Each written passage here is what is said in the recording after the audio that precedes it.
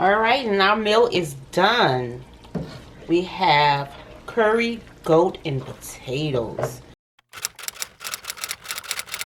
Welcome to my kitchen. Today we'll be cooking Jamaican curry goat. You need onion, green onions, potatoes, Scotch bonnet, ginger, garlic, fresh thyme, curry powder, coconut milk, your goat meat, olive oil for cooking, jasmine rice, and your cilantro. So I've already heated up the pan with some olive oil. I'm going to add the meat to the pot and let the meat sear. I've seasoned the meat. I let it marinate overnight with curry powder, garlic powder, black pepper, and salt for taste. I have 4 pounds of meat I'm using. I will let that sear for a minute. You can get goat, average is about $5.99 a pound. Alright, so we've had it searing for a while. We're going to just start flipping it over to the other side. See how we have that nice crusted brown look. And make sure we get all that fat out of it. That we're going to later skim off the top. So we'll just go ahead and get this turned over. And let it continue to sear.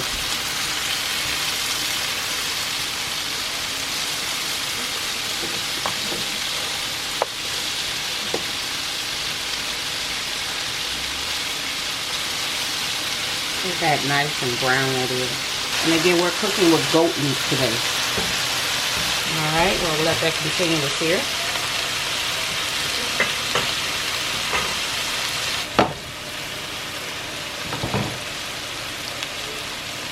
That takes a minute. Alright, you want to make sure that your goat is browned on all sides. It's starting to look really good. The aroma, the smell, oh my gosh, is so good. So this is looking good. We want it at this nice golden, darkish brown color. We don't want to see any blood intruding from the meat. So we're going to go ahead and put that on his back just to cook that out a little bit more. But this is looking so perfect.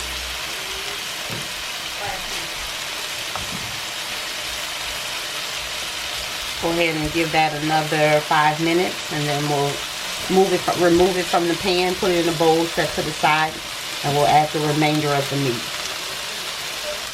So this meat has already seared for about 10 minutes. We're going to go ahead and add it to the bowl so we can add the remainder of the meat. We don't need any more oil in this pan because, of course, the goat meat makes its own oil, which is really low in cholesterol. A lot of people don't know, but goat is actually good in saturated fats and all those other goodies that our body needs. So this meat is not fully cooked. It's still pink and raw on the inside, but we had it browned, and the curry powder that was on it is been seared and nicely cooked to release all the flavors that we need. Okay, so with the oil that we still have in the pan, we're going to go ahead and add the rest of the meat.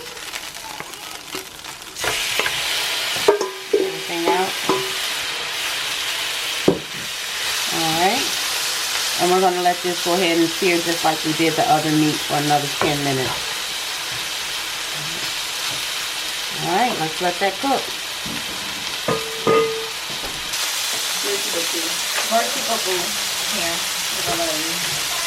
She loves me. You can give some of your friends who have children. Alright, so now that this second batch of meat has seared, we're going to go ahead and add it to the bowl with the rest of the meat. I load the heat just a little bit until we can get the meat out and add the rest of the ingredients.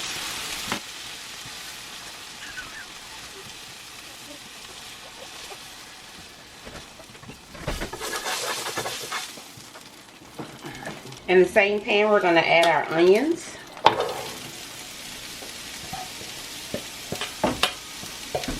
We're going to let these saute down. It takes about maybe 5 minutes.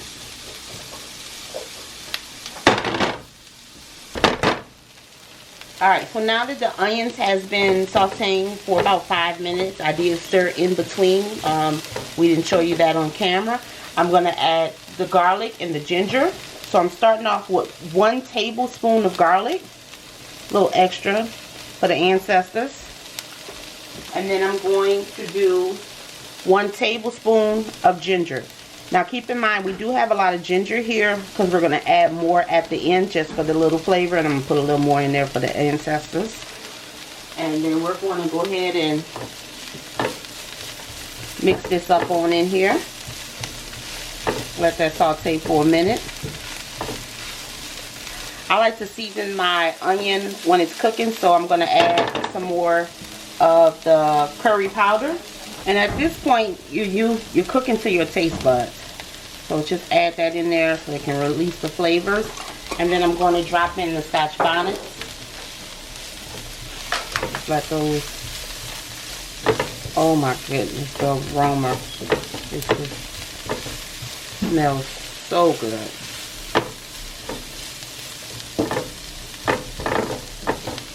And if you like, you can cut these up. I'm not going to cut them up because I'm going to let it bust at the end. But you do have the option to cut one up and then just go ahead and let the other one stick in there like that. Alright, so we'll go ahead and do that. Let this do this for 1 minute. While that's sauteing, we're going to go ahead and prepare to grab our meat, and we're going to add our meat in there and let that all saute for a minute, at least about 5 more minutes. Alright, so we'll go ahead and dump the meat in there. And we want all our juices from the bottom.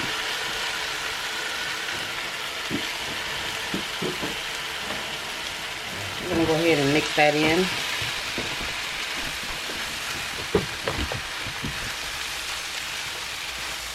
I have a very large family, so 4 pounds is going to feed everyone for the day. A little leftovers for tomorrow. Some healthy servings. And I have a grandma. She's going to be expecting a bowl. So everyone's going to eat off of this pot. Yummy.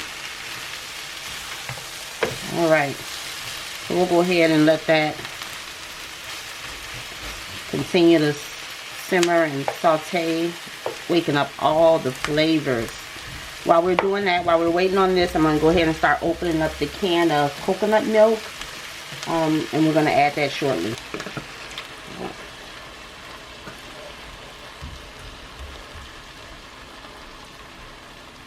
Get all the excess out of it. And we're going to do 2 cans of coconut milk because I am doing 4 pounds. So I recommend a can of coconut milk to every 2 pounds of your meat. Again, you can use chicken with this. You can use lamb. Never tried pork or beef, but I'm pretty sure someone have. Alright.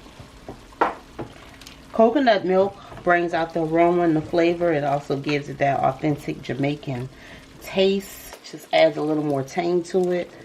You can use your preference of water. You can do chicken broth if you choose, but I like mine with coconut milk. So we'll go ahead and let that dissolve in here and make sure we're breaking it all up so that it can cook evenly. We don't want no onions running away from us. Get back in here. Alright. Then we're going to also add a cup of water.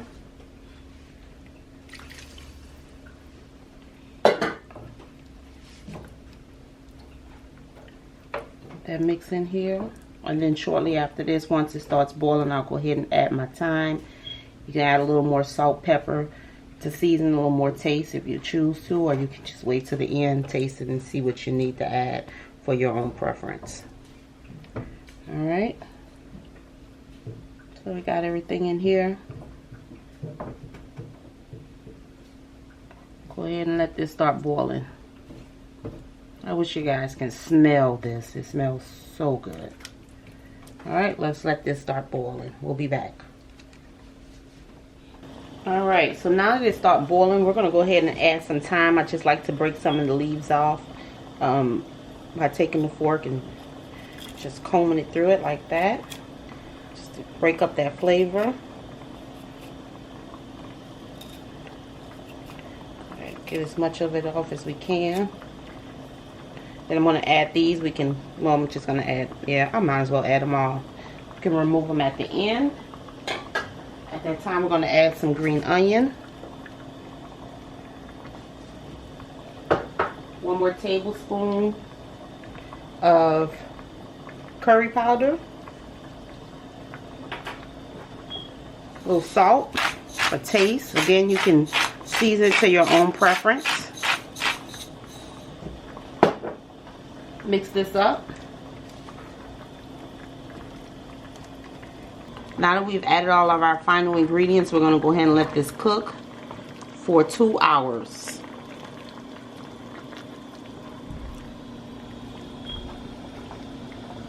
Alright guys, this has been cooking for about 1.5 hours, and the meat is starting to get very tender, and as you can see, it's starting to separate a little bit from the bone.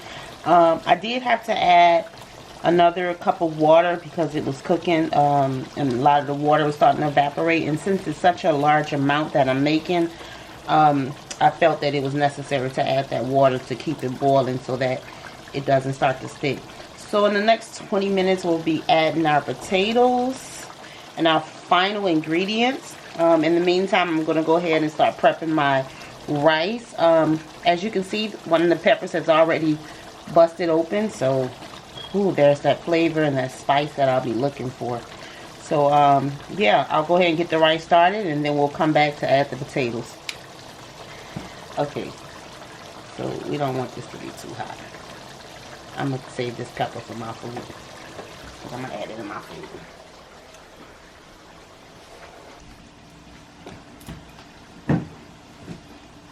For the rice, we're going to just go ahead and follow the recipe on the pack. I do boil my water first. I let it boil for a few minutes, and I add the rice after that because you do want to wash the rice, and the rice will retain some of the water once you wash it. So once that water starts to boil, as soon as that rice hits it, it's going to help speed that process up so that you don't have excess amount of water. And I'm using Jasmine rice. So I'm doing 2 cups of rice. I've already had 4 cups of water boiling. The recipe does call for 2 cups of water to every cup of rice. And I'm just going to go ahead and wash this rice.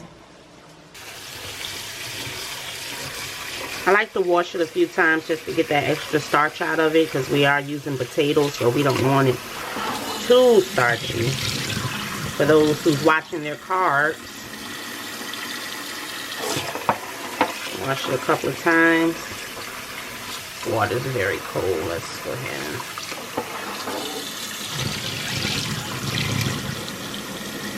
and continue to wash it.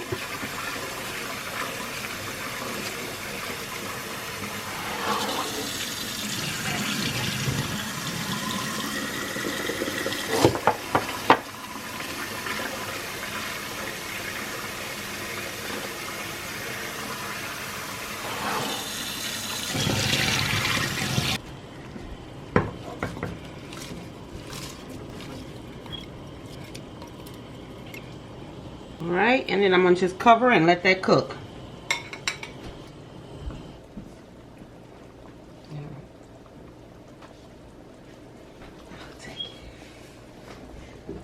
Just show the rice on the ground.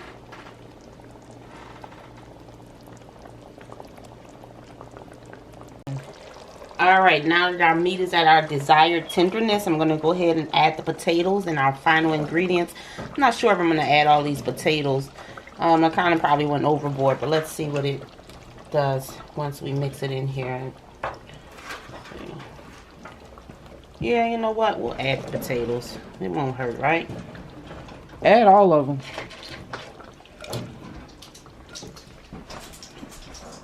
And then we're going to add 1 more tablespoon of ginger.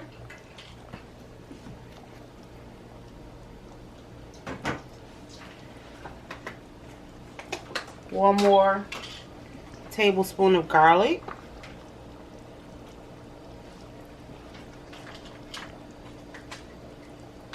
And just a pinch of cilantro.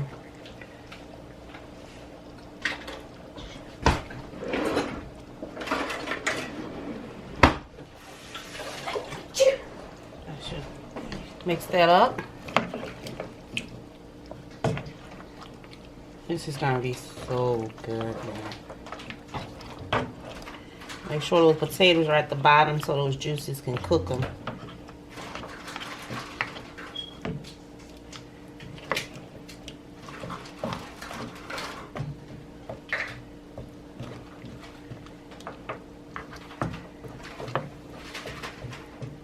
Be careful not to bust that now, because we don't want that.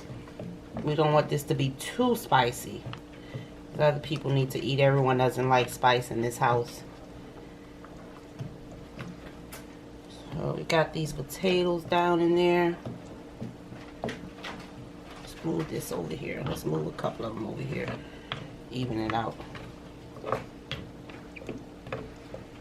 Just don't want to go in there for some reason. All right.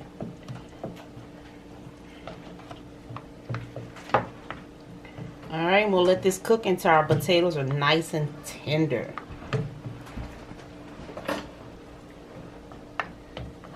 Alright, we'll be back soon. Alright, and here we go.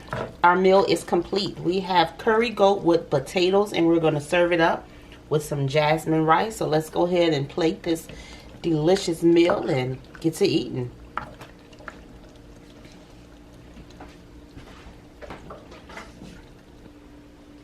And here we have curry goat. Bon appetit.